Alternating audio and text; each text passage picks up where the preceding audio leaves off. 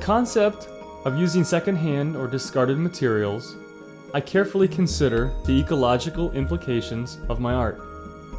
I decide to upcycle and reclaim site-specific materials and enjoy how I can transform what is deemed useless into works of art. I become intrigued by the outdated Boy Scout paraphernalia I find and start to brainstorm on how I can incorporate the old-fashioned tents, flags, camping utensils, and hiking sticks into my gallery space. I decide I cannot use store-bought materials, but instead integrate site-specific objects into my work.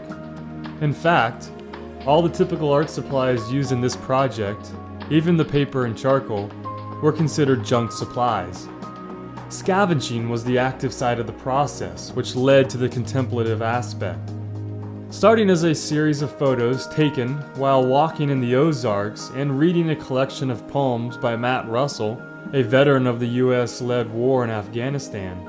The poems inspired me because they honestly reflected the human emotional response to the extremes of violent conflict.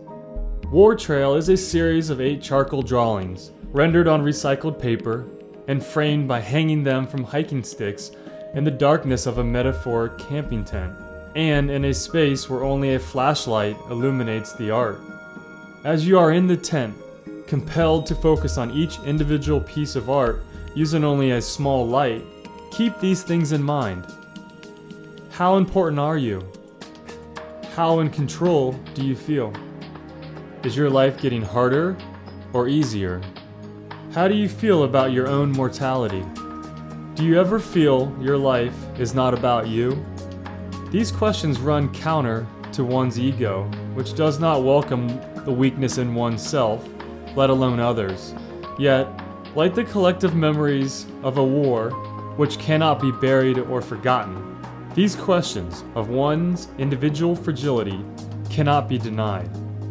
It is my belief that these actualities connect all of humanity at a level that honors and not denies our pain and vulnerability. I hope these drawings speak to archetypal streams and make you think a bit deeper about your own life.